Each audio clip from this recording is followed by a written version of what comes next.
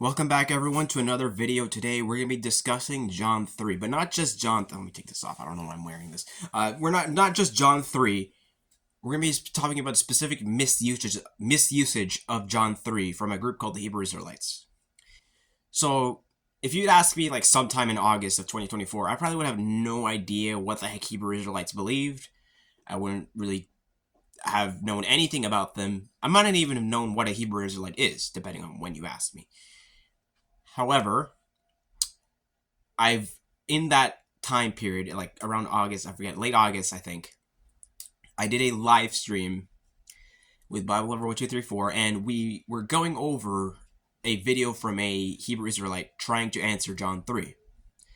Now, I had no idea exactly what the heck he was trying to answer. I thought, okay, maybe he's trying to answer faith alone, which, all right, trying to buckle up, see what he says. But apparently, it was, John 3 isn't about Gentiles, it's only for Jews. I was like, what the heck? What? And the arguments were very weird, very strange, and I think I did an okay job at responding. There were some things that I wasn't really familiar with. But anyway, so I've studied the passage a little more in depth, seeing what they say, what the text says, and I'm trying to make a full, proper response to what they say. So this video is going to be a more proper response to their understanding, and I'm going to try to give their position on John 3 as best as I can, but I don't know how well I'm going to represent it, so try to check out another video. There was one I saw, but it was 40 minutes long, and it's like really hard to follow, so I don't know if there's a better one out there that you can listen to, but anyways, so I'll try to do it from here by my own representation of them. So in context of John 3, we see one of the Pharisees, Nicodemus, saying, Jesus, you are surely who you say you are. You come from God, for no one can do this unless they come from God. Then Jesus tells him, unless you're born of water and the Spirit, you cannot enter the kingdom of God.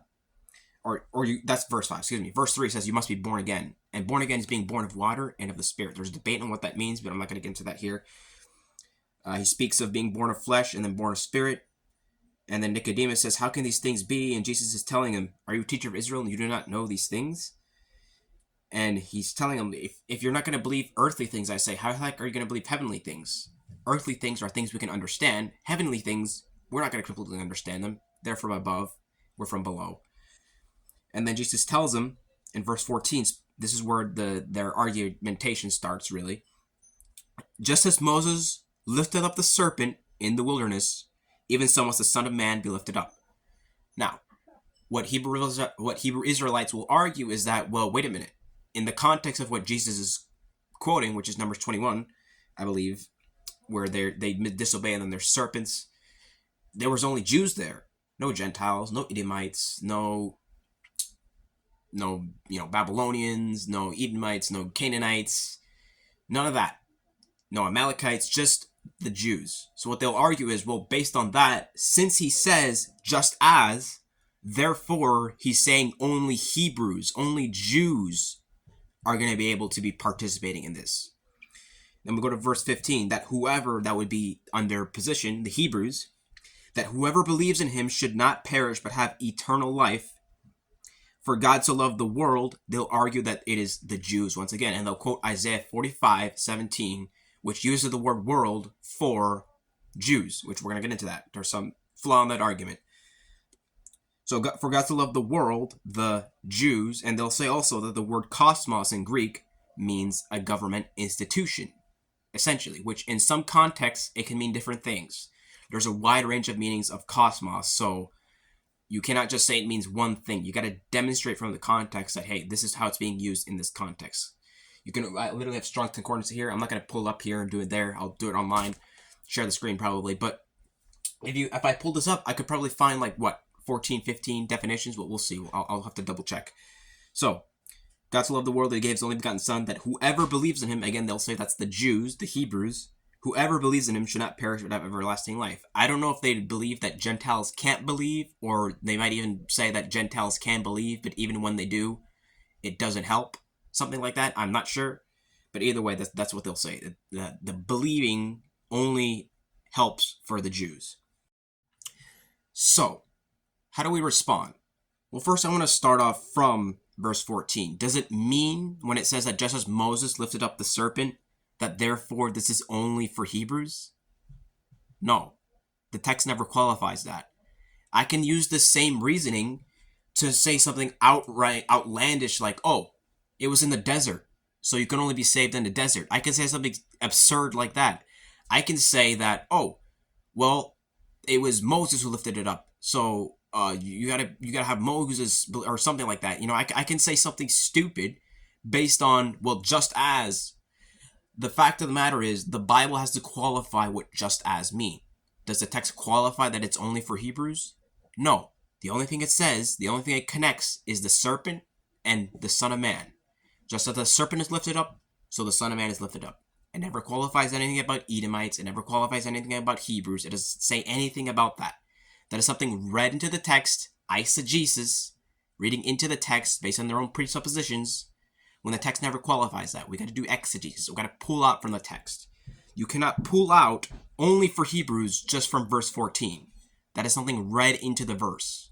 The only thing it connects, once again, is the serpent being lifted up, and then those that look at the serpent are saved, with the Son of Man being lifted up, and those who look on him, who believe on him, are saved. Now, what about Isaiah 45:17? Let me actually turn there and read what it says, because they'll quote that and they'll say, you see, Jesus is quoting this.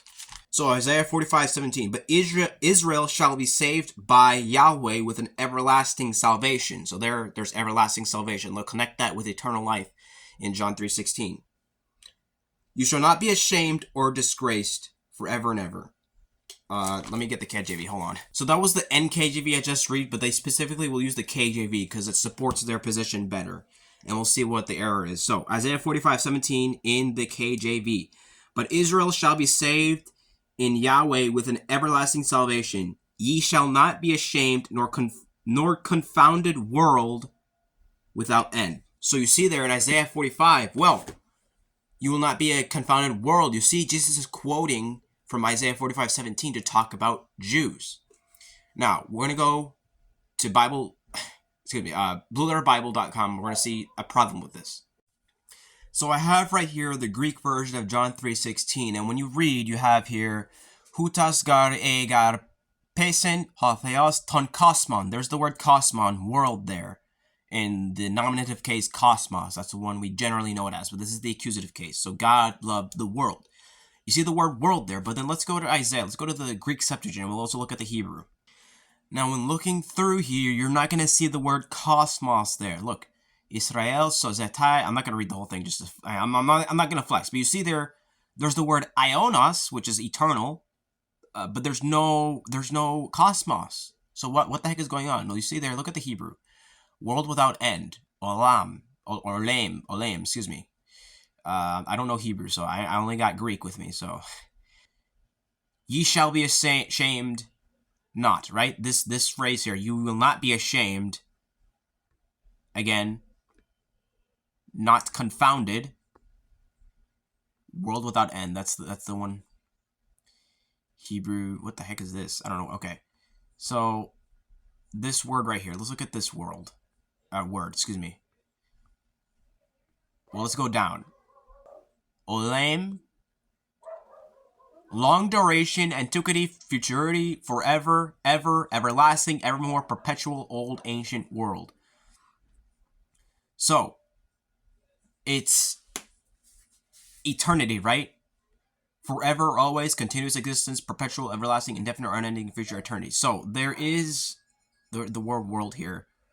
In a sense, is used as world in some contexts, I think. So here's where it can. So look at Isaiah right there. The same word used in the same context right there, everlasting. You see that? But you shall be saved in Yahweh with an everlasting salvation. Ye shall not be ashamed nor confounded. For since the beginning of the world, you can also say eternity. So you saw there the Greek, right? The Greek doesn't use the same term cosmos. It just has ionos. So world here would probably be used in the sense of eternity. Now let's look at other translations. Like we just saw NKJV, but let's check other translations just to see how they translate it, and it honestly makes more sense. Bibles, CKJV, there's NKJV, which I just quoted. NLT, that is a paraphrase, so I won't use that one. NIV, not my favorite, but we'll look at it. But Israel will be saved by Yahweh with an everlasting salvation. You will never be put to shame or disgrace to ages everlasting. ESV, I love the ESV. ESV is good. But Israel is saved by Yahweh with everlasting salvation. You shall not be put to shame or confounded to all eternity. I'm not the fan of a Christian snare, but we'll do NASB 20 and then we'll cap it off there. Israel has been saved by Yahweh with an everlasting salvation. You will not be put to shame or humiliated to all eternity. So let's go back to the interlinear, and I want to make a quick point. So these here are two verbs. You shall not be ashamed, bus, nor confounded, kelam, or humiliated forever. That is a better translation. World without end makes somewhat sense. You could say that you will not be a world that is humiliated and ashamed, but it's very strange wording. You will not be. It doesn't capture what the Hebrew is trying to say. The Hebrew is trying to say forever, for eternity. You will not be confounded. You will not be ashamed. That's what it's trying to capture. Now, I do want to look at some commentaries to help you understand what Isaiah 45:17 is really talking about. All right, so we're going into Isaiah 45:17, and then we're also going to look at a physical, not a commentary, but a prophecy handbook I have. We'll go to, this is the General Study Bible. I think this is the study Bible that the app actually uses. This is Bible Hub. This is like the main one they have. It used to say Berean Study Bible, but it kind of just changed. I don't know if it's like the app exclusive or what, but anyway. So it argues, look, so here it says that it points to the ultimate redemption of Christ who offers eternal life. It's sort of saying that it's like a echo, right? Not necessarily a direct prophecy of it. But hold on a second. It interprets it somewhere. Okay, here we go. So historically, this points to the deliverance from Babylonian exile, but prophetically, it foreshadows the ultimate salvation through Jesus Christ. So it's saying there's a dual fulfillment. There's the historical deliverance from Babylon, but then there's a echo of Jesus. Ellicott's commentary you see there. I think Ellicott is a Anglican one from like the 19th century. Literally, it says literally for ages or eons on eons. Let's see here. Matthew Henry, I really like Matthew Henry. Believers may ask in prayer for what they need, for if they're good, it will not be withheld. But how common to hear God called to account the dealings with man. Cyrus provided for the returning Jews. Those who were so again, it interprets it as Cyrus. It's not necessarily a hey, this is what John 3 is talking about. It's not that same everlasting salvation. It's more so, okay, this is Cyrus delivering them from Babylon. Now, this is a book called Every Prophecy in the Bible. This is like a prophecy, not a handbook. This is kind of big to be a handbook, but it has every prophecy in the Bible. This is more of a premillennialist interpretation, so you might see some things about I believe it's premillennialist. I'm not sure, but anyways, here's what it says. We're going to start from the section for Isaiah 44 and then go down to what we're talking about, Isaiah 45:17. So, Isaiah 44, 24 to 28, it says, prophecy about Cyrus. The unusual prophecy was made that Jerusalem would be inhabited, its ruins restored, and that Cyrus would authorize the rebuilding of the temple after the captivity. This prophecy in Isaiah was written 150 years before its fulfillment. Cyrus, king of Medo-Persia, who conquered Jerusalem in 539 BC, in the following year gave the Jews permission to return to their land and build a temple. It is entirely possible that Daniel, who was a high position in the government of Cyrus, could have influenced this decision. The prophecy is unusual in that the name of the person is given before he was born. This is also true of Jesus and Mashar Shalal Hashbaz. I hope I pronounced that right. So, then it goes to Isaiah 45, 1 to 13. Cyrus was again named as the one who would conquer all that is before him. In doing so, the Lord would be acknowledged before the world. A further reference was made to Cyrus. I will raise up Cyrus in my righteousness. I will make all his ways straight. He will rebuild my city and set my exiles free, but not for reward, says the Lord, just says Yahweh Almighty. This is Isaiah 45:13. And then there's 14 to 25, which continues the same prophecy. The prophecies which follow went beyond what would happen to Cyrus and anticipated the coming of the Lord in his millennial kingdom. Accordingly, the prophecies of this section as a whole await future fulfillment. So again, a premillennialist interpretation. So this is not something about, hey, this is a prophecy of what John 3 would be about, only for Jews. No, this is talking about, in context, Cyrus. Now, you could say maybe that, okay, that's a millennial kingdom. I'm not sure, but it's not. It's not supposed to be a cross reference to interpret what John 3 actually saying. That is a stretch of the text. And again, we check the Hebrew, we check the Greek. It's not even paralleling the Greek. Normally, when the New Testament writers quote the Greek for the Old Testament, they'll parallel the Greek Septuagint. But here, it's not doing that. Now here I have strong. So if my bookshelf looks weird, that's because I took Strong's Concordance down. I said I wasn't going to take it down, but I decided, you know what? Let me actually pull it up. So it has here, this is it says orderly arrangement, i.e. decoration, by implication, the world in a wide or narrow sense. Includes its inhabitants, literally or figuratively. So adorning a world. So it's essentially used of like a decoration, but it comes to mean world. Because it's used in the context of world. The world is a divine decoration, a divine arrangement. And here you have 7 usages it has here. I don't know if this is a complete full version, and it doesn't include the whole government thing. That could be in some context, maybe. I'm not aware off the top of my head. But here's what it says. You have 1, the earth. 2, the earth in contrast with heaven. 3, the human race, mankind.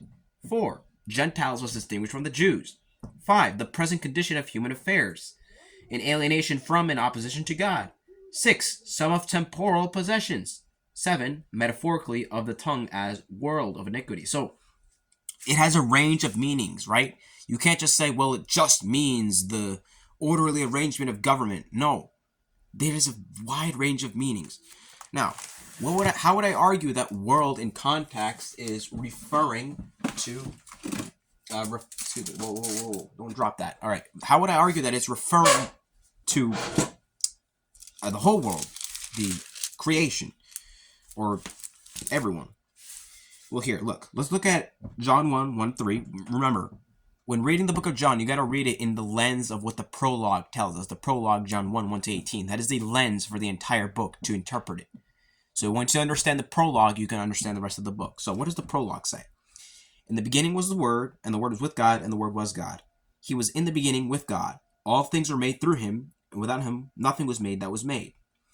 So right there is creation, right? Forget about the whole Jesus is God debate, because they don't believe Jesus is God. All right, fine. We can concede that there's a different interpretation. That's fine.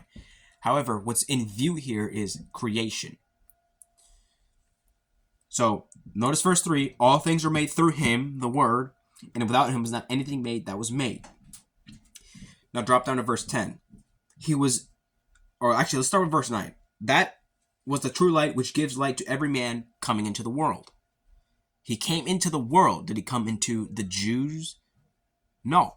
He actually interacted with Gentiles even. He was in the world, and the world was made through him. This is a specific verse I'm highlighting here. Verse 10. You can use verse 9, but verse 10 is a little bit more specific. He was in the world, and the world was made through him, and the world knew him not. The world there was not just Jews. He created the whole world. Again, go back to verse 3. But the world did not know him. So that is everyone in the world. And then verses 11-12, he came to his own, and his own did not receive him. But as many as have received him, to them he gave the right to become children of God, to those who believe in his name, who were born not of blood, nor the will of flesh, nor the will of the flesh, nor of the will of man, but of God.